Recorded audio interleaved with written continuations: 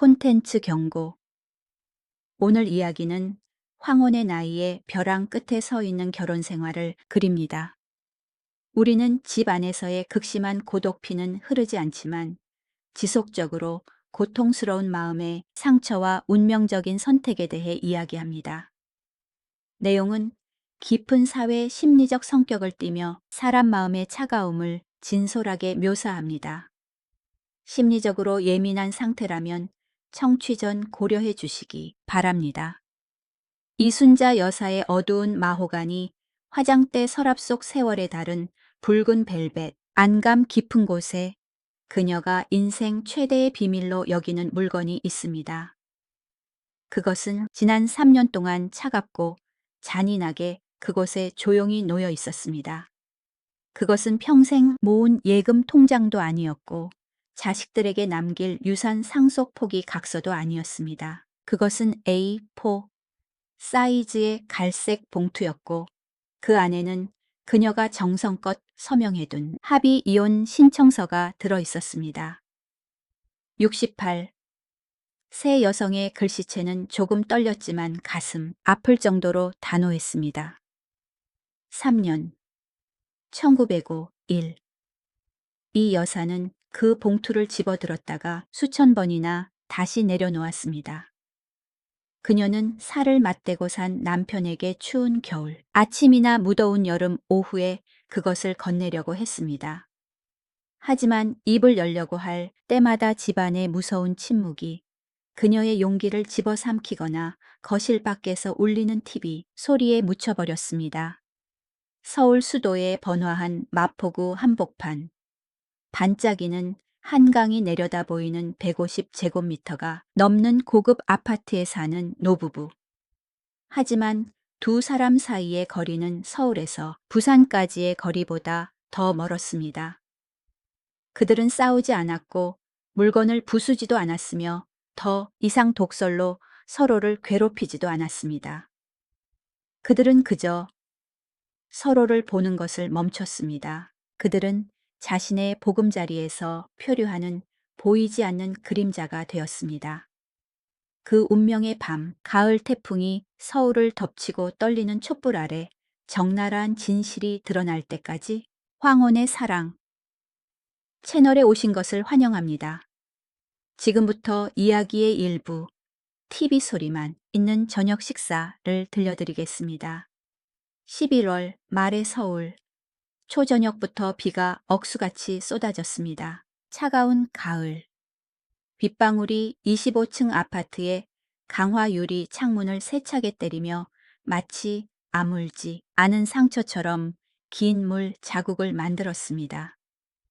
그 아래 마포대교 위 차량, 행렬은 희미한 붉은색과 흰색 빛의 띠가 되어 자욱한 안개 속으로 서둘러 사라졌습니다. 김동수 씨와 이순자 여사의 아파트는 비싼 수도 서울에서 삶과 씨름하는 수많은 젊은 부부들의 꿈이었습니다. 온돌 바닥은 항상 이상적인 온도로 켜져 있었고 고급 수입 가구가 있었으며 공기 중에는 값비싼 침향 오일 냄새가 은은하게 퍼졌습니다. 하지만 이순자 여사에게 이 광활함은 고독을 더욱 부각할 뿐이었습니다. 나무 바닥 위 그녀의 발걸음마다 메마르고 외로운 메아리가 울렸습니다. 벽시계가 저녁 7시를 가리켰습니다. 식사 시간. 그것은 지난 40년 동안 단 1분의 오차도 없이 설정된 의식이자 프로그래밍이었습니다. 검버섯이 피어난 손과 류머티즘 관절염으로 붉게 부어오른 손가락, 마디를 가진 이순자 여사는 부엌에서 참나무로 만든 긴 식탁으로 밥상을 조심스럽게 날랐습니다. 오늘 저녁 메뉴는 최상급 소갈비를 넣고 끓인 된장찌개, 노릇노릇하게 구운 고등어 자반, 그리고 순백의 도자기 접시에 정갈하게 담긴 5가지 반찬이었습니다. 된장과 생선 구이의 구수한 냄새가 풍겨나와 마땅히 가정에 아늑함을 주어야 했지만 이곳에서는 그 냄새가 어색하게 공기 중에 떠다녔습니다. 서재 문이 열렸습니다. 김동수 씨가 걸어 나왔습니다. 70세의 김 씨는 여전히 시청 고위 공무원 출신다운 위엄을 유지하고 있었습니다. 그의 희끗희끗한 머리카락은 단정하게 빗질되어 있었고 얼굴에는 계산적인 면모와 세월의 혹독함이 깊은 주름으로 패여 있었습니다. 그는 천천히 걸었고 바닥에는 슬리퍼 끄는 소리가 났습니다.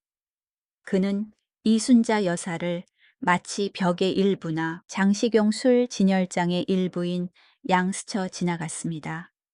그는 따뜻한 밥상도 고개, 짓 하나를 기다리는 아내도 쳐다보지 않았습니다. 식당에 들어와서 그가 가장 먼저 한 일은 의자를 빼는 것이 아니라 리모컨을 집어드는 것이었습니다. 삑! 벽에 걸린 75인치 TV 화면이 환하게 켜졌습니다. 소리가 즉시 정적을 찢어 발겼습니다. 존경하는 국민 여러분, 여의도 정계 상황이 매우 긴장되어 있습니다. 여야가 새로운 부동산 세법안을 두고 격렬하게 논쟁하고 있는 가운데 YT N뉴스 앵커의 단호하고 다급한 목소리가 넓은 방 구석구석을 가득 채우며 울려 퍼졌습니다. 김동수 씨는 상석에 앉아 화면에 시선을 고정한 채 관심 어린 표정으로 눈살을 찌푸렸습니다. 그는 마음은 온통 뉴스에 가 있는 상태로 기계적으로 젓가락을 들어 고등어 한 점을 입에 넣었습니다. 긴 식탁 맞은편에 이순자 여사도 조용히 자리에 앉았습니다.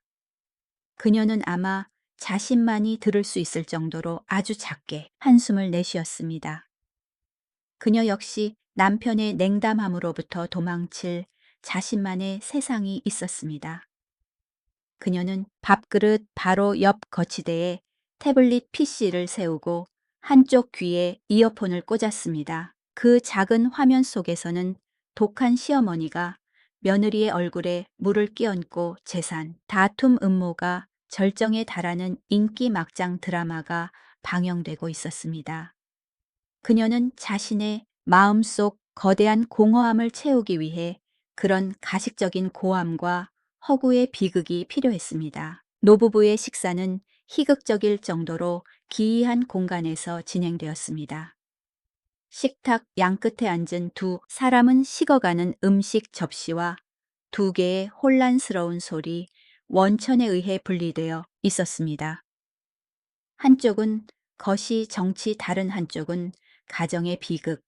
물론 서로 대화하는 사람의 목소리는 없었습니다. 이순자 여사는 김치를 한 점 집어들었습니다. 매콤 새콤한 맛이 코를 찔렀지만 입맛이 없었습니다. 그녀는 남편을 바라보았습니다. 그는 TV 속 전문가의 말에 동의하듯 고개를 끄덕이며 무언가 중얼거리고 있었습니다. 그가 그녀에게 그렇게 고개를 끄덕여준 지 얼마나 되었을까요? 오늘 피곤하지 않아. 라거나 이 찌개 입맛에 딱 맞네 라고 물어본 지 얼마나 되었을까요? 두 사람 사이의 침묵은 원만한 노년의 평화가 아니라 감정의 죽음이었습니다. 그것은 마치 보이지 않는 악성 종양처럼 매일 조금씩 커져 이순자 여사의 가슴을 짓누르며 숨쉬기 힘들게 만들었습니다. 그녀는 문득 40년 전을 떠올렸습니다. 그 시절 김 씨는 갓 임용된 말단 공무원이었고 그녀는 착한 구멍가게 점원 아가씨였습니다. 그들은 가난해서 빈민가 습한 반지하 방을 빌려야 했습니다. 여름이면 뜨거운 열기가 도로에서 뿜어져 들어왔습니다. 장마철이면 하수도 물이 발목까지 차올랐고 곰팡이 냄새가 옷에 배었습니다. 그 시절 밥상은 간장 비빔밥 된장에 찍어 먹는 풋고추 몇 개 묽게 끓인 김치찌개뿐이었습니다. 하지만 그 비좁은 방에는 늘 웃음소리가 넘쳤습니다. 그는 까다로운 상사가 계단에서 넘어진 이야기나 서툰 신입 동료 이야기를 신이 나서 들려주곤 했습니다. 그녀는 시장에서 채소를 500원 더 싸게 깎은 이야기를 했습니다. 그들은 밥을 먹을 때 서로의 눈을 바라보았고 찌개에 든 유일한 두부를 서로에게 집어주었습니다. 그 시절 그의 눈빛은 난로처럼 따뜻했고 사랑과 희망으로 가득 차 있었습니다. 나중에 내가 정말 열심히 일해서 해가 들어오는 큰 창문이 있는 집을 사줄게. 더 이상 이 곰팡이 냄새 맡지 않게 해줄게. 그는 비가 새는 밤, 그녀의 손을 잡고 맹세했었습니다. 그리고 그는 해냈습니다. 그는 물질에 대한 약속을 지켰습니다. 그는 명예의 사다리를 올랐고 돈이 들어왔습니다.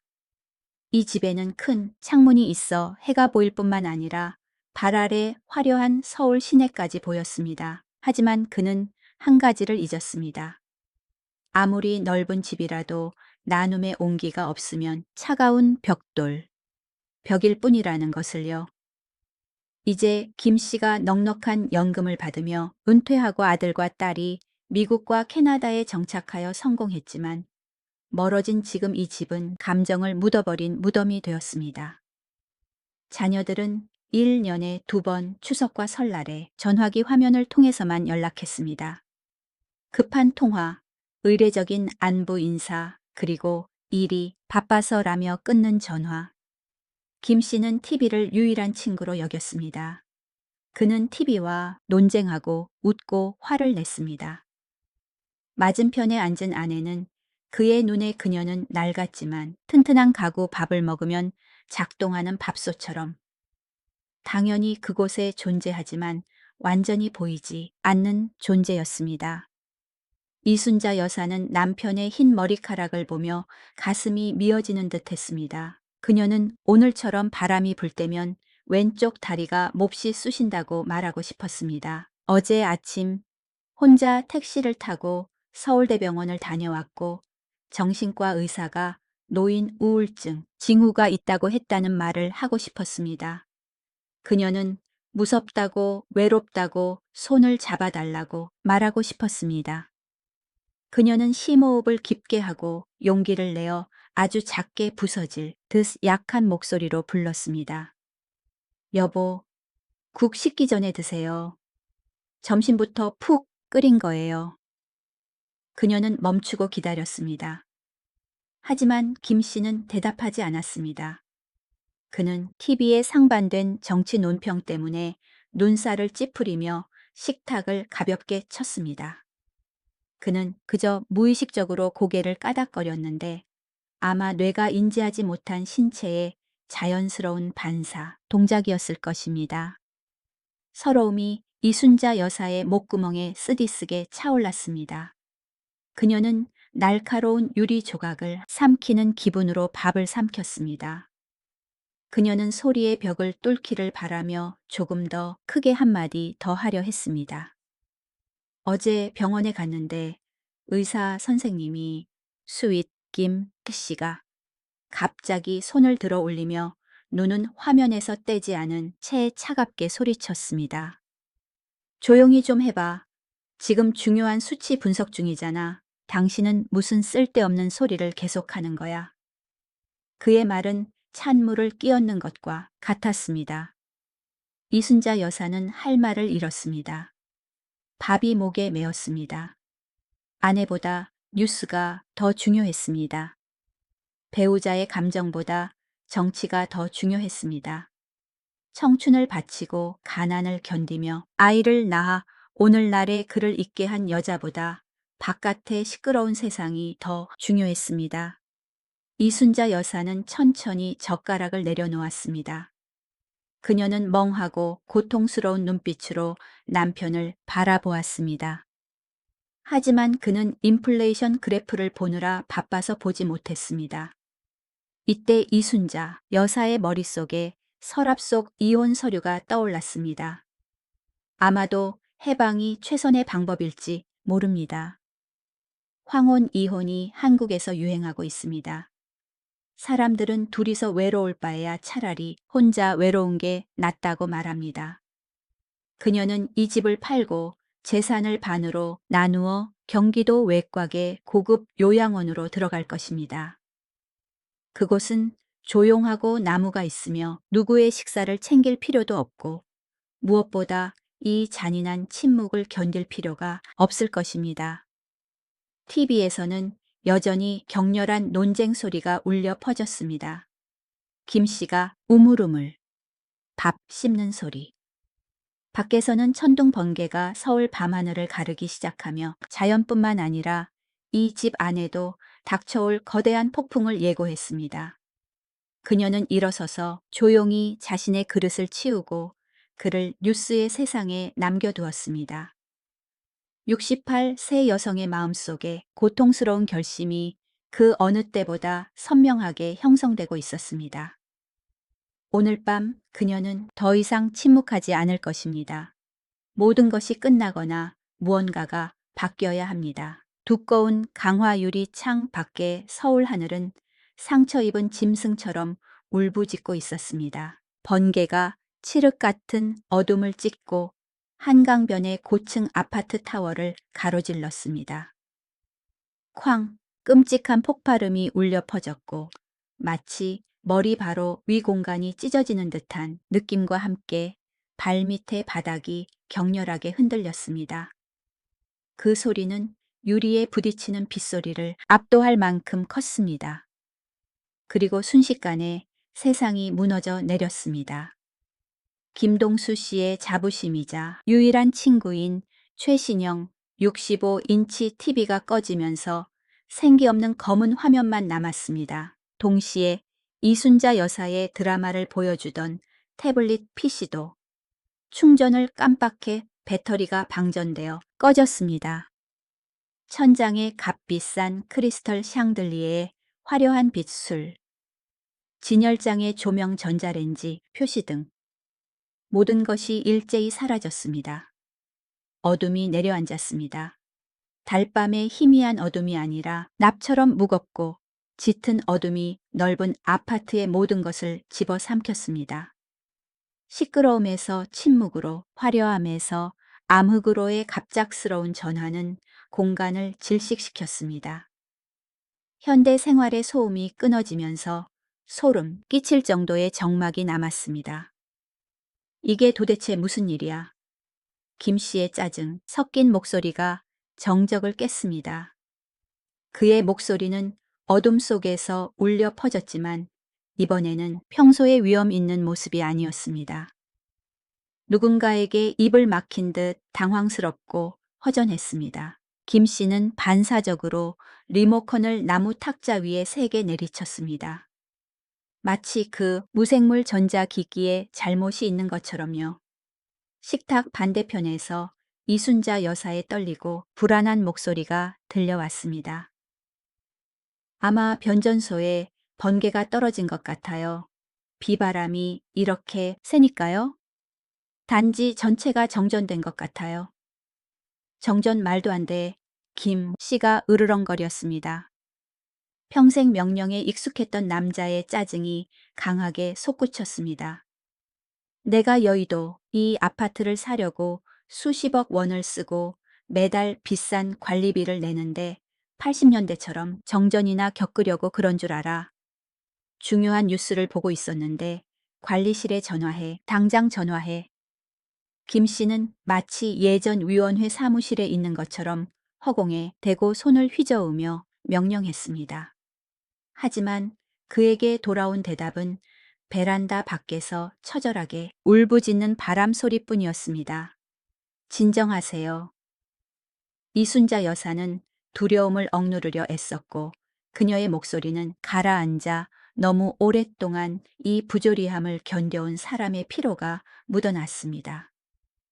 정전되면 인터폰도 끊겨요.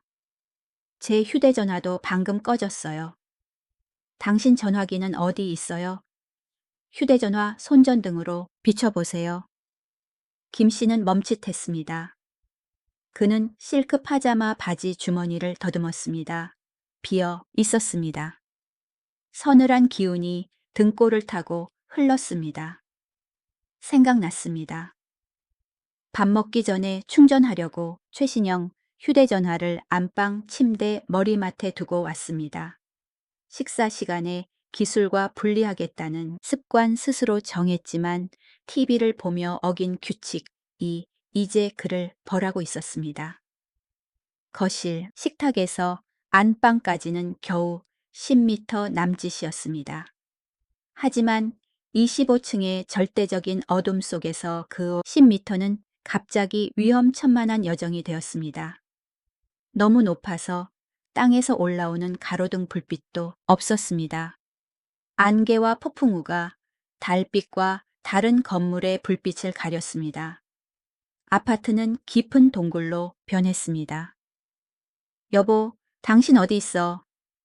김 씨의 목소리가 갑자기 풀이 죽었습니다. 아까의 위세와 거만함은 전기가 나간 것처럼 빠르게 사라졌습니다. 대신 고립되었음을 깨달은 70세 노인의 당혹감과 두려움이 자리했습니다. 그는 어둠을 무서워했습니다. 시야 통제력을 잃었을 때 인간이 느끼는 원초적인 공포였습니다. 나 여기 앉아 있어요. 바로 당신 맞은편이에요. 이순자 여사의 목소리가 평온하지만 멀게 들렸습니다. 당신 움직이지 말고 가만히 있어요. 다리도 안 좋은데 넘어지면 큰일 나요. 내가 양초 찾아올게요. 싱크대 아래 서랍의 며느리가 작년 크리스마스 때 보내준 향초가 있는 것 같아요. 무거운 나무 의자가 뒤로 밀리는 소리가 바닥을 긁으며 끽하는 소리를 냈습니다. 이어서 이순자 여사가 한 발 한 발 더듬는 발소리가 들렸습니다. 김 씨는 식탁 모서리를 두 손으로 꽉 잡은 채 제자리에 얼어붙어 있었습니다. 그는 자신의 거친 숨소리를 똑똑히 들었습니다. 어둠 속에서 청각은 유난히 예민해졌습니다. 그는 아내가 일어설 때 무릎 관절에서 나는 미세한 소리를 들었습니다. 옷감이 스치는 소리도 들었습니다. 조심해, 집에 물건이 많으니까. 김 씨가 무심결에 소리쳤습니다. 내뱉은 말에 그 자신도 놀랐습니다. 그가 그녀의 안위를 걱정하는 의미가 담긴 말을 한 지 얼마나 되었을까요? 아니면 사실 그녀가 넘어지면 이 늙은 나이에 밥 차려줄 사람도 손발이 되어줄 사람도 없어질까봐 두려웠던 것일까요? 이순자 여사는 어둠 속에서 잠시 멈칫했습니다. 아마 그녀도 놀랐을 것입니다. 하지만 대답하지 않았습니다. 그녀는 계속해서 부엌 쪽으로 더듬거리며 나아갔습니다. 덜컹, 쿵 쨍그랑 혼란스러운 소리가 연이어 울려 퍼지며 정적을 찢었습니다. 딱딱한 물체가 부딪히는 소리, 차가운 화강암 바닥 위로 도자기가 산산조각 나는 소리. 악, 이순자 여사의 비명이 터져 나왔고 고통스러워하다가 이내 잦아들더니 치아 사이로 찬 공기를 들이마시는 소리가 났습니다. 당신, 왜 그래 여보 무슨 일이야? 김 씨는 극도로 당황했습니다. 가슴 속 늙은 심장이 쿵쿵거렸습니다. 소리가 난 쪽으로 달려가려 했지만 만성 관절통이 무릎을 강타해 비틀거리며 의자에 주저앉아야 했습니다. 노녀는 그가 의지대로 행동하는 것을 허락하지 않았습니다. 어둠은 보이지 않는 벽처럼 몇 미터 떨어진 곳에서 다친 아내와 그를 가로막았습니다. 무력감이 치솟아 목을 조여왔습니다. 국장까지 지내며 호령하고 수백 명의 직원을 지휘했던 남자가 지금 어둠 속에 꼼짝 않고 앉아 무용지물이 되어 나약하게 있었습니다. 괜찮아요. 부엌 입구에 있는 고대 화병, 받침대에 부딪혔어요. 이순자 여사의 목소리가 고통을 참느라 일그러져 들렸습니다. 깨졌어요. 사기, 조각이 손을 벤 것 같아요. 피가 많이 나 거기 가만히 있어. 더 이상 움직이지 마. 파편 밟을라. 김 씨가 목소리를 높였고 목소리가 갈라졌습니다. 그는 눈을 가늘게 뜨고 칠흑 같은 어둠을 꿰뚫어 보려 했지만 소용없었습니다. 그는 두려움을 느꼈습니다. 더 이상 어둠이 무서운 게 아니라 상실이 두려웠습니다. 이 순간 정치, 뉴스, 세금 논쟁, 헛된 체면 따위는 우스꽝스러울 정도로 무의미해졌습니다. 주의를 돌릴 TV가 없었습니다. 기댈 직함도 없었습니다. 남은 것은 다리 아픈 노인인 그와 어둠 속에서 피 흘리는 늙은 아내뿐이었습니다. 지금의 침묵은 더 이상 혐오를 가로막는 벽이 아니라 잔인한 진실을 비추는 거울이 되었습니다. 그들은 늙었고 고독하며 사실은 상상했던 것보다 서로가 훨씬 더 필요하다는 진실을요. 찾았어요. 섬뜩한 부스럭거림 끝에 탁 하는 소리가 났습니다. 가스 라이터의 작은 불꽃이 피어올라 차가운 공기 속에서 흔들렸습니다. 이순자 여사가 라이터를 찾아 라벤더 향초에 불을 붙였습니다. 노르스름하고 약한 빛이 퍼지며 어둠을 조금 밀어냈습니다. 그녀의 그림자가 벽에 길고 비스듬하게 외롭게 드리워졌습니다. 이순자 여사는 한 손에 양초를 들고 다른 손으로는 붉은 피가 손가락 사이로 흐르는 왼쪽 손목을 꽉 쥐고 있었습니다.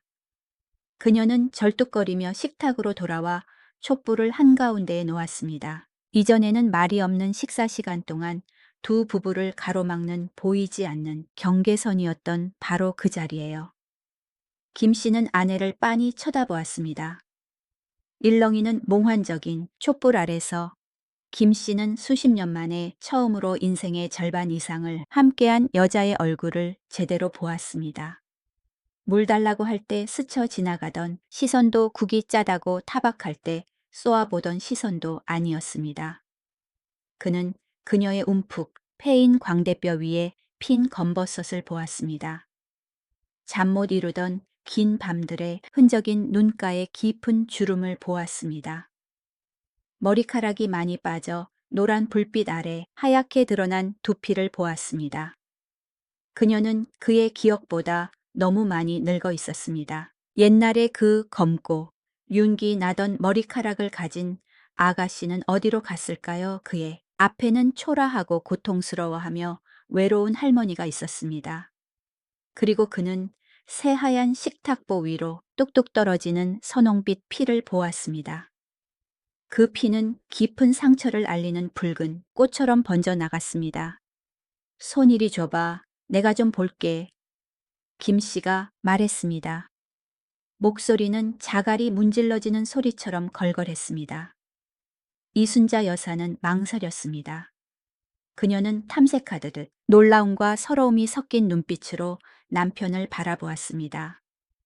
그가 그녀에게 손을 댄 지 얼마나 되었을까요? 그의 손이 TV, 리모컨과 전화기만 만진 지 얼마나 되었을까요? 그녀는 천천히 주름지고 앙상한 왼손을 그에게 내밀었습니다.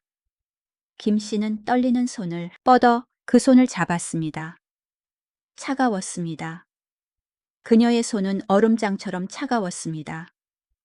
설거지와 세제, 그리고 그가 안심하고 큰 일을 할 수 있도록 집을 윤기나게 유지하느라 지난 40년간 이름 없는 노동으로 거칠고 굳은 살이 박인 손. 김 씨는 상처를 내려다 보았습니다. 날카로운 도자기 파편이 그녀의 손등을 길게 베었고 피가 계속 배어 나오고 있었습니다. 목이 메었습니다. 그는 허둥지둥 가슴 주머니를 더듬어 옛날 공무원의 습관처럼 항상 가지고 다니던 줄무늬 면 손수건을 꺼냈습니다. 그는 서툴게 아내의 다친 손을 손수건으로 감쌌습니다. 그의 동작은 어설프고 투박하여 의사처럼 능숙하지는 않았지만 미안함으로 가득 찬 떨림이 담겨 있었습니다. 그는 지혈되도록 하지만 그녀가 아프지 않을 정도로 매듭을 살짝 조였습니다. 아파. 그는 감히 그녀의 얼굴을 쳐다보지 못하고 붕대감은 상처만 바라보며 물었습니다. 조금 쓰라려요. 이순자 여사가 작게 대답했고 목소리가 메었습니다. 아무도 더 이상 말을 하지 않았습니다. TV 소리는 이미 오래전에 꺼졌습니다. 밖에서 세차게 내리는 빗소리, 유리창 틈으로 우는 바람소리, 그리고 위태로운 촛불 아래 마주 앉은 두 노인의 거칠고 끊어지는 숨소리 뿐이었습니다. 그 순간 공간은 멈춘 듯 했습니다. 어둠은 그들에게서 오락거리를 앗아갔지만 상대방의 존재를 되돌려 주었습니다. 수년 만에 처음으로 그들은 상대방의 손 온기를 느꼈습니다. 비록 그 온기가 피와 육체적 고통을 대가로 얻은 것이었지만요. 하지만 손의 상처가 지난 세월 무관심으로 서로에게 남긴 마음의 흉터만큼 아플까요? 촛불이 벽에 두 개의 긴 검은 그림자를 들이우고 한 점에서 교차했다가 바람에 불꽃이 흔들리면 다시 갈라졌습니다. 평소 인공적인 크리스털 샹들리에 빛과 4K TV 화면으로 가득 찼던 넓은 거실은 이제 향초에서 나오는 노르스름한 빛만으로 작고 고독하게 줄어들었습니다. 어둠은 비싼 이탈리아 가죽 소파와 고급 와인 장식장을 삼켜버리고 무생물의 검은 덩어리로 만들었습니다. 남은 것은 참나무 식탁에 앉은 두 노인뿐. 그들은 희미한 빛 속에 갇혀 있었지만 그곳만이 유일하게 온기가 남은 곳이었습니다. 문틈으로 들어오는 바람에 일렁이는 촛불은 김동수 씨와 이순자 여사의 그림자를 뒤쪽 흰 벽에 드리웠습니다. 짙고 길게 늘어진 두 그림자는 잃어버린 청춘의 빚을 받으러 나타난 과거의 유령처럼 춤을 추며 흔들렸습니다. 김동수 씨는 서툴게 손수건 매듭을 묶은 후 천천히 아내의 왼손을 놓았습니다. 붉은 피가 약간 배어나온 줄무늬 손수건은 드물고 뒤늦은 관심의 증거처럼 이순자 여사의 앙상하고 주름진 손 위에 단정하게 놓여 있었습니다. 그는 손을 거두어 자신의 허벅지 위에 올려놓았지만 손바닥에는 여전히 아내의 살결에서 느껴진 차가움이 남아 있었습니다. 그는 감히 고개를 들어 그녀의 눈을 똑바로 쳐다보지 못한 채 심지 끝에서 타닥거리는 불꽃만 뚫어지게 바라보았습니다. 지금의 침묵은 TV 소리가 배경이 되던 매일의 죽음 같은 침묵과는 확연히 달랐습니다. 이전의 침묵은 회피였고 각자의 세상에서 살기 위한 보이지 않는 벽이었습니다. 하지만 지금의 침묵은 짙고 무거워서 가슴을 짓누르며 사람들로 하여금 진실을 마주하고 서로를 마주하고 자신의 양심을 마주하게 만들었습니다. 덮어주는 뉴스 앵커의 목소리도 가려주는 드라마 소리도 없이 오직 빗소리와 울부짖는 마음의 소리만 남았습니다. 아파. 김 씨가 물었습니다. 그의 목소리는 탁했고 멀리서 들려오는 천둥소리 사이로 공허하게 울려 퍼졌습니다. 단 두 마디의 짧은 질문이었지만 그는 입 밖으로 내기까지 1분 넘게 마음속으로 씨름해야 했습니다. 이순자 여사는 여전히 고개를 숙인 채 남편이 붕대를 감아준 손에 시선을 고정하고 있었습니다. 괜찮아요. 작은 상처예요. 피는 멈췄어요. 그녀는 덤덤한 척 작게 대답했지만 떨림을 감출 수는 없었습니다.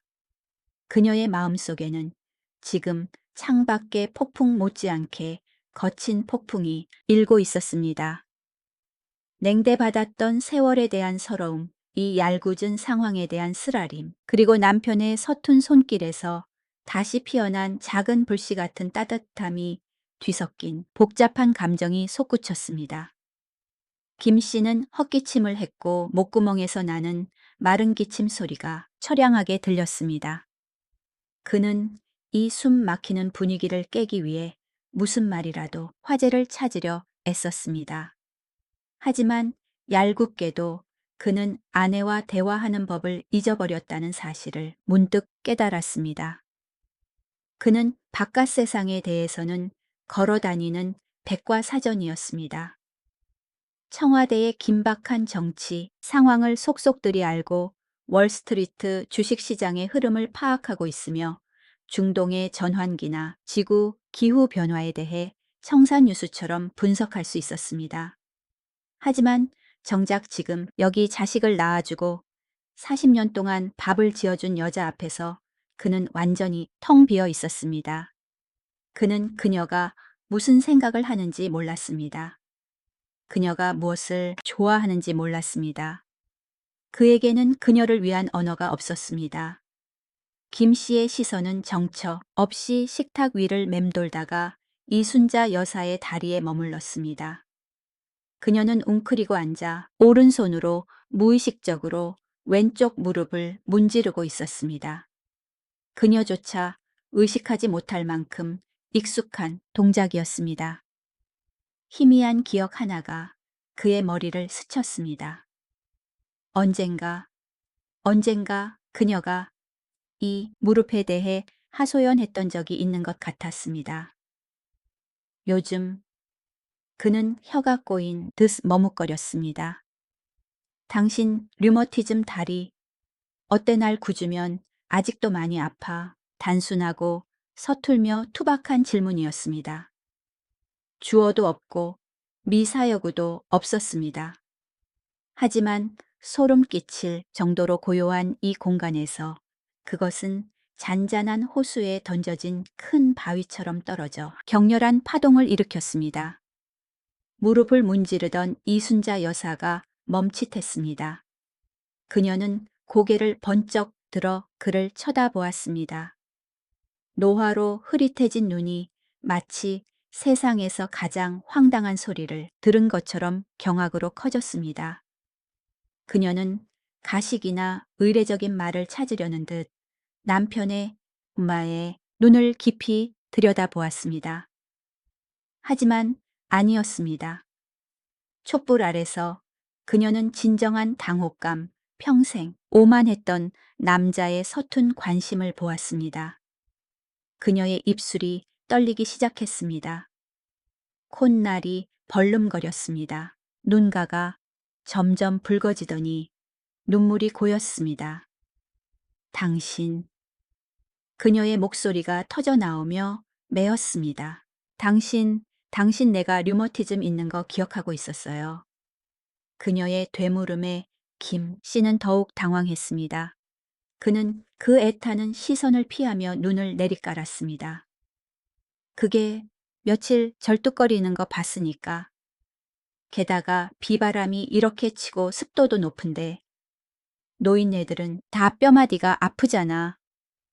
그는 평소처럼 건조한 논리로 설명하려 했지만 말이 끝나기도 전에 이순자 여사가 울음을 터뜨렸습니다. 드라마 속 며느리들의 울부짖는 통곡이 아니었습니다. 그것은 평생을 참아온 여인의 울음이었습니다. 주름진 눈가에서 눈물이 쏟아져 나와 야윈, 광대뼈를 타고 흘러 검버섯을 적셨습니다. 그녀는 소리내어 울지 않았고 앙상한 어깨만 보이지 않는 짐을 털어내려는 듯 간헐적으로 심하게 들썩였습니다. 김 씨는 알까요? 그 질문을 그녀가 5년 동안 기다려왔다는 것을요. 지난 5년 동안 만성 류머티즘은 날씨가 변할 때마다 그녀를 괴롭혔습니다. 추운 겨울 밤이면 수천 개의 바늘이 골수를 찌르는 듯 다리가 쑤셨습니다. 그녀는 한밤중에 일어나 혼자 파스를 바르고 어둠 속에서 주물렀습니다. 옆에 누운 남편은 코를 골거나 심지어 방해받았다고 등 돌리며 투덜거렸습니다. 그녀는 그가 모르는 줄 알았습니다. 그가 절뚝거리는 자신을 보지 못할 만큼 무심하다고 생각했습니다. 알고 보니 그는 보고 있었습니다. 그는 알고 있었습니다. 그런데 왜 정전이 되고 어둠이 덮치고 그녀가 다쳐서 피를 흘릴 때까지 기다려서야 입을 열어 물어보는 걸까요? 왜 지난 세월 동안 그는 그 잔인한 침묵을 택했을까요? 이순자 여사가 흐느끼며 목이 메어 원망 섞인 말을 토해냈습니다. 난 당신 머릿속에는 TV에 나오는 국회의원들하고 경제 지표만 들어있는 줄 알았어요. 김씨 당신 알아요 나. 나 떠나려고 했어요. 김씨는 멍해졌습니다. 온몸이 벼락 맞은 것처럼 굳어버렸습니다. 떠나 무슨 소리야? 어디를 가? 자식들은 미국 캐나다에 다 있는데 어디를 갈 수 있어. 어디든 상관없어요. 이순자 여사가 갑자기 목소리를 높였고 눈빛에는 고통스러운 결심이 이글거렸습니다. 요양원에 가든 다리 밑으로 가든 상관없어요. 이 텅 빈 넓은 집만 아니라면, 당신 옆에서 유령처럼 떠도는 것만 아니라면요. 나 이혼 서류 가지고 있어요. 이미 내 이름도 정성껏 서명해 뒀고요. 3년 동안 화장대 서랍 속에 있었어요. 엄청난 비밀이 마침내 드러났습니다. 지난 1915일 동안 억눌려 왔던 감정에 폭탄이 흔들리는 촛불 아래 식탁 위에서 터졌습니다. 김 씨는 할 말을 잃었습니다. 숨이 멎는 듯 했습니다. 그는 변치 않는 든든한 후방이라고 믿었던 순하고 순종적인 아내를 바라보며 자신의 귀를 의심했습니다. 이혼 죽을 날이 가까운 이 나이에 아플 때 서로 의지해야 할 나이에 그가 방송에서 경멸조로 듣던 황혼 이혼이라는 개념이 이제 바로 그의 가정 안에 존재하고 있었습니다. 당신 진심이야. 나랑 이혼하고 싶어. 그의 목소리는 비참할 정도로 떨리고 약했습니다. 진심이에요. 나 너무 외로워요. 여보, 이순자 여사가 고개를 푹 숙였고 눈물이 식탁 위로 후두둑 떨어졌습니다. 우리 집 부자죠. 그래요, 부자 맞아요. 편의시설 부족한 거 없고 겨울엔 따뜻하고 여름엔 시원하죠. 하지만 난 여기가 옛날 우리가 살던 하수도 물 넘치던 반지하보다 더 추워요. 옛날엔 힘들었어도 서로가 있었잖아요. 그런데 지금은 당신은 TV랑 밥 먹고 뉴스랑 잠을 자요. 내가 아파도 모르고 슬퍼도 몰라요. 내가 이 집에서 뭘 하려고 살아요. 당신 고급 파출부 하려고 살아요. 그녀의 말 한마디, 한마디가 날카로운 칼날처럼 김 씨의 자존심과 잠들어 있던 양심을 베었습니다. 그는 자신이 남편으로서, 아버지로서 책임을 다했다고 생각했습니다. 돈을 벌어왔고 한강 뷰 고급 아파트를 샀고 그녀가 경제적 걱정을 하지 않게 했습니다. 그는 그것이 남자의 가장 큰 사랑이라고 생각했습니다. 그는 아내가 황혼에 필요한 것이 온돌 바닥이나 자동 씻기 세척기가 아니라 대화할 사람 눈을 바라보며 오늘 어때? 라고 물어봐줄 사람이라는 것을 몰랐습니다. 김 씨는 고개를 깊이 숙였습니다. 이마의 주름이 고통스럽게 구겨졌습니다. 일렁이는 촛불 아래 70, 세 남자의 흐릿해진 눈에서 뒤늦은 후회 눈물이 배어 나오기 시작했습니다. 그는 천천히 손을 뻗어 식탁 위에서 떨고 있는 이순자 여사의 손을 찾았습니다. 이번에는 붕대 감을 때처럼 건성으로 잡지 않았습니다. 그는 꽉 잡고 강하게, 간절하고 절박하게 움켜쥐었습니다. 여보. 그는 그녀의 이름을 불렀습니다. 순자 씨. 그가 아주 오랫동안 부르지 않았던 이름. 지난 10년 동안 그는 그녀를 이브와 임자, 아니면 심지어 호칭 없이 명령만 했습니다. 그 이름이 낯설면서도 가슴 아프게 정다웠습니다. 내가 잘못했어. 나는 늙으면 로맨스가 뭐가 필요해. 젊은 애들처럼 닭살 돋게 묻는 게 뭐가 필요해 라고 생각했어. 그냥 옆에 살면서 안 싸우면 평화로운 거라고 생각했어. 나 미안해. 하지만 당신 왜 그랬는지 알아. 이순자 여사가 눈물이 그렁그렁한 채 그를 올려다 보았습니다. 왜요? 무서워서 그랬어. 무서워요. 그녀는 깜짝 놀랐습니다. 강철 같은 남자, 불같이 호령하던 전직 국장인 그도 무서움을 안단 말인가요? 뭐가 무서워요? 김 씨는 마치 몸에 걸친 마지막 무거운 갑옷을 벗어 던지듯 깊은 숨을 들이마셨습니다. 내가 쓸모없는 사람이 될까봐 두려웠어. 그가 고백했고 목소리는 메어 부서질 듯 했습니다. 은퇴하고 국장님이라는 직함을 떼고 나니까 난 아무것도 아니야. 길을 가도 아무도 인사 안 하고 집에 오면 자식들은 멀리 있고 내가 뉴스를 보고 정치를 논하는 건 내가 아직 사회와 연결되어 있고 내가 아직 중요하고 내 머리가 아직 맑다는 걸 스스로 최면 걸기 위해서였어. TV를 끄고 침묵 속에서 당신을 마주하면 내가 그저 죽을 날만 기다리는 병들고 망령든 노인이라는 걸 인정해야 할까봐 두려웠어. 그는 눈을 들어 아내를 바라보았습니다. 애원하고 적나라한 눈빛이었습니다. 당신을 피한 건 당신이 싫어서가 아니야. 당신이 존경했던 남편이 이제는 어둠을 무서워하고 외로움을 무서워하고 잊혀지는 것을 무서워하는 무기력한 인간이라는 걸 들킬까봐 무서웠어. 두 노부부는 노르스름한 촛불 아래서 멍하니 서로를 바라보았습니다. 시간은 멈춘 듯 했습니다. 알고 보니 이 집의 비극은 무관심에서뿐만 아니라 고독한 두 사람의 거대한 오해에서 비롯되었습니다. 두 사람 모두 각자의 두려움 때문에 침묵 속에서 비명을 지르고 있었습니다. 이순자 여사는 버림받을까봐 자신이 불필요한 존재가 될까봐 두려워했습니다. 반면 김동수 씨는 잊혀질까봐 자신이 쓸모없는 존재가 될까봐 두려워했습니다. 그 65인치 TV와 장편 드라마들은 알고 보니 일시적인 진통제이자 내면에서 골마가는 상처를 가리기 위해 세운 가짜 성벽에 불과했습니다.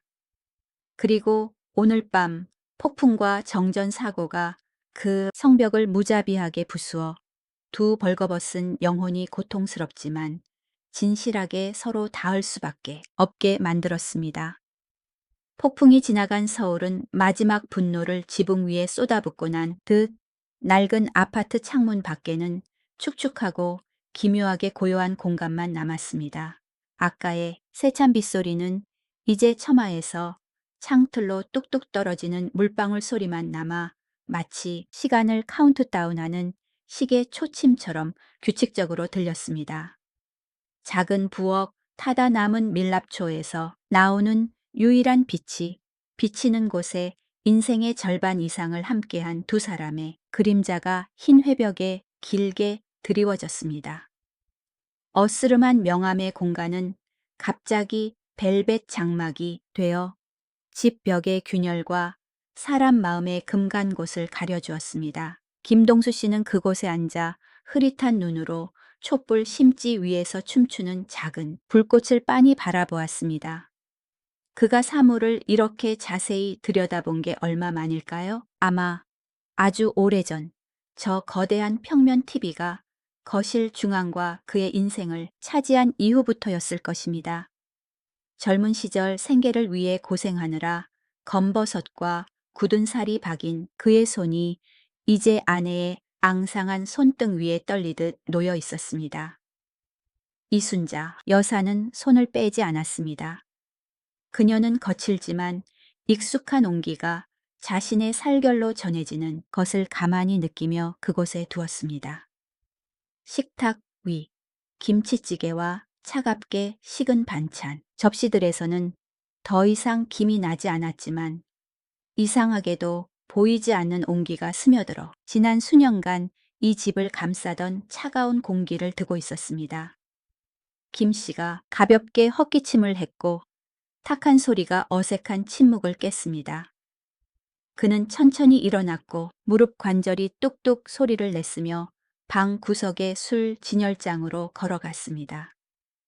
희미한 빛 속에서 그는 더듬거리며 자식들이 명절 때 선물했지만 한 번도 손대지 않아 먼지 쌓인 양주병들을 스쳐 지났습니다. 마침내 그는 익숙한 초록색 라벨에 소주 한 병과 아주 작은 도자기 잔 2개를 꺼냈습니다. 지난달 생일에 혼자 마시려고 고이 모셔뒀다가 선거 뉴스 보느라 깜빡 잊고 있었던 술이었습니다. 그는 식탁으로 돌아와 술병과 잔 2개를 내려놓았습니다. 유리가 나무 탁자에 부딪히는 소리가 건조하지만 단호하게 울렸습니다. 김 씨는 천천히 병뚜껑을 돌렸고 금속 뚜껑이 돌아가는 소리가 적막한 밤에 또렷하게 들렸습니다. 그는 2잔을 가득 채웠고 투명한 술이 일렁이는 촛불을 반사했습니다. 우리 같이 마신 지 오래됐지. 김 씨가 입을 열었고 평소에 퉁명스럽거나 명령하는 말투가 아닌 낮은 목소리였습니다. 큰애 장가간 뒤로니까 좋기 5, 6년은 됐구만. 그의 말은 잔잔한 호수에 던진 돌멩이처럼 이순자 여사의 마음속에 잠들어 있던 기억들을 일깨웠습니다. 그녀는 눈을 들어 남편을 바라보았습니다. 약한 빛 속에서 그의 얼굴 주름이 마른 논바닥에 고랑처럼 깊고 선명하게 드러났습니다. 그녀는 그의 머리가 너무 많이 새었고 한때 가족 전체를 짊어졌던 듬직한 어깨가 노년의 무게로 축 처진 것을 보았습니다. 그녀는 눈가에 맺힌 눈물을 황급히 닦아내며 울컥하는 것을 억눌렀습니다. 그녀는 미소 지었습니다. 어색하지만 용서가 담긴 미소였습니다. 당신 고혈압 있잖아요, 의사. 선생님이 조심하라고 했는데 조금만 드세요. 그녀가 주의를 주었습니다. 목소리엔 여전히 약간의 원망이 섞여 있었지만 눈빛은 훨씬 부드러워져 있었습니다. 그 반사적인 관심은 그녀가 쓴 이혼 서류가 여전히 차가운 서랍 속에 있음에도 불구하고 그녀의 피와 살에 깊이 배어 있었습니다. 딱 한 잔만. 오늘은 예외야. 김 씨가 웃었고 그 드문 미소가 입가에 고단한 주름을 펴주었습니다. 축하하려고 마시는 거야. 오늘 정전된 걸 축하하려고. 이 어둠 덕분에 당신을 더 잘 보게 되어서 축하해. 그들은 잔을 들었습니다. 유리잔이 부딪히는 소리가 맑고 청가하게 울려 퍼졌습니다. 작지만 화해의 무게를 담은 소리였습니다. 알싸한 액체가 목구멍을 넘어가며 뜨거웠지만 위장에 닿자 기묘한 편안함이 퍼졌습니다. 그것은 딱딱함을 부드럽게 하고 노부부를 가로막던 보이지 않는 얼음덩어리를 녹였습니다. 김 씨는 잔을 내려놓고 빈 잔을 손 안에서 돌리며 한참을 망설이다가 입을 열었습니다. 가장의 용기는 때때로 평생을 함께한 아내 앞에서 약해지기도 합니다. 내일. 그는 말을 흐리며 용기를 얻으려는 듯 깊게 숨을 들이마셨습니다. 내일 당신 서랍 속에 있는 그 서류 버려요. 자식들이 알면 비웃을 거야. 그리고 무엇보다 나 혼자 늙어가고 싶지 않고 당신도 혼자 외롭게 지내게 하고 싶지 않아. 이순자 여사는 그를 바라보았습니다. 그녀의 시선은 미우나 고우나 사랑하는 남자의 얼굴에 아주 오랫동안 머물렀습니다. 그녀는 그를 믿고 싶었지만 TV 옆에 버려졌던 날들의 아픔이 여전히 욱신거렸습니다. 그녀는 짐짓, 엄한 표정을 지으며 목소리를 조금 딱딱하게 했습니다. 그의 인내심에도 한계가 있음을 알리려는 듯 했습니다. 당신 태도에 달렸어요. 말은 바람에 날아가요. 당신 약속 많이 들었어요. 내일 전기가 들어왔는데 또 아침부터 밤까지 TV만 끼고 살고 뉴스 앵커를 아내보다 중요하게 여기면 그때는 서류 낼 거예요. 난 한다면 하는 사람이에요. 약속할게. 이번엔 명예를 걸고 약속해. 김 씨가 촛불 앞에 맹세처럼 단호한 목소리로 서둘러 대답했습니다. 내일부터 밥 먹을 땐 밥만 먹을게. TV도 전화기도 정치 뉴스도 다 없어. 저녁엔 당신이 해주는 드라마 이야기 들을게. 비록 내가 솔직히 당신이 보는 드라마에 나오는 막장 시어머니들은 질색이지만 그래도 들을게. 다 들을게. 두 사람은 함께 웃음을 터뜨렸습니다. 청춘 시절처럼 경쾌하지는 않지만 관용과 이해, 그리고 무한한 안도감이 담긴 노년의 걸걸한 웃음소리였습니다. 그 순간 그들은 황혼의 행복이 호화로운 여행이나 번성한 자손이 아니라 단순히 내 말을 들어줄 사람이 있고 비바람 치는 정전된 밤에 함께 웃을 사람이 있다는 것임을 깨달았습니다. 그 신성한 순간이 퍼져나가고 있을 바로 그때 탁 하는 건조한 소리가 울렸습니다. 전기가 다시 들어왔습니다. 천장의 크리스털 샹들리에가 환하게 눈부시게 빛나며 촛불의 아스라하고 낭만적인 따스함을 몰아냈습니다. 곧바로 거실의 대형 스마트 TV가 설정된 대로 자동으로 켜졌습니다. 저녁 뉴스의 시그널 음악이 요란하게 울리며 정적을 깼습니다. 방송국 앵커의 쩌렁쩌렁하고 다급한 목소리가 방을 가득 채웠습니다. 방금 지나간 태풍 피해 상황을 수도권 지역부터 전해드립니다. 현실의 시끄럽고 복잡한 공간이 돌아왔습니다. 차가운 백색 형광등 불빛은 식탁보의 얼룩 하나하나, 이순자 여사의 깊은 주름, 그리고 김 씨의 당황한 표정까지 낱낱이 비쳤습니다. 어둠의 낭만은 순식간에 사라졌습니다. 김 씨는 눈이 부셔 눈을 가늘게 떴습니다. 이순자 여사는 반사적으로 남편의 손을 놓고 움츠러들었습니다. 그녀는 찬밥을 내려다보며 가슴이 철렁했습니다. 그녀는 무서웠습니다. 이 불빛이 또다시 그를 데려가 버릴까봐 두려웠습니다. 저 TV 소리가 앞으로의 식사 시간에도 유일한 소리가 될까봐 두려웠습니다. 어둠 속에 약속이 방금 꺼진 촛불 연기처럼 사라질까봐 두려웠습니다. 김 씨는 빛에 적응하느라 눈을 몇 번 깜빡였습니다. 그는 태풍 후 거리의 어수선한 영상을 보여주는 TV 쪽을 바라보았습니다. 그가 평소 1분, 1초도 놓치지 않고 열정적으로 보던 따끈따끈한 뉴스 정치 상황들이 눈앞에 펼쳐지고 있었습니다. 지난 10년의 습관대로라면 그는 의자를 돌려 화면에 눈을 고정하고 맞은편 아내를 잊었을 것입니다. 이순자 여사는 숨을 죽이고 기다렸습니다. 그녀는 그의 한숨 소리 조용히 하라며 손을 젓는 몸짓에 대비하고 있었습니다. 하지만 그때 김동수 씨는 이순자 여사가 전혀 예상치 못한 행동을 했습니다.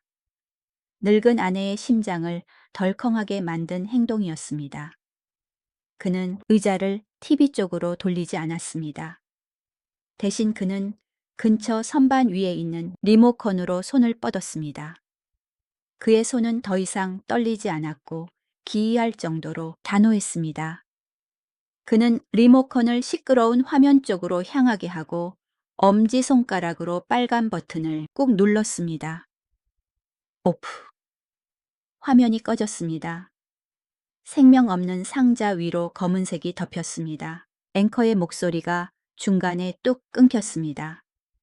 침묵이 방으로 돌아왔지만 이번에는 더 이상 차갑거나 외롭지 않았습니다.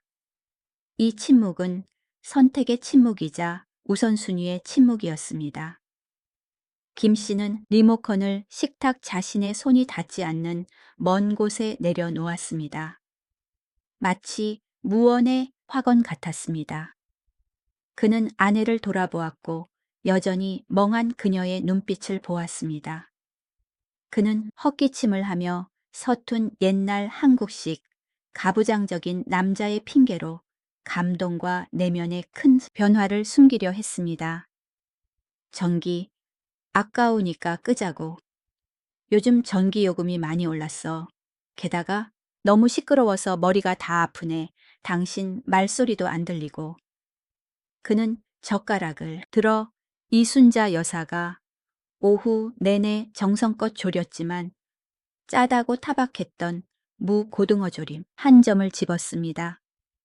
그는 조심스럽게 가시를 발라내어 하얀 생선살을 아내의 밥그릇에 올려주었습니다. 당신 계속 먹어. 식었지만 맛있네. 당신 조림은 언제나 밥도둑이야. 오늘 좀 짜긴 하지만 전기 짭짤하게 들어서 그래. 이순자 여사는 밥그릇 속 생선 조림을 보다가 남편을 올려다 보았습니다. 눈가가 촉촉해지고 코끝이 찡해졌습니다. 그녀는 아무 말 없이 묵묵히 밥을 입에 넣었습니다. 식어 빠진 밥과 생선의 짠맛 그리고 눈물의 짠맛이 섞였는데 어찌 그리 달콤한지요. 그녀는 알았습니다.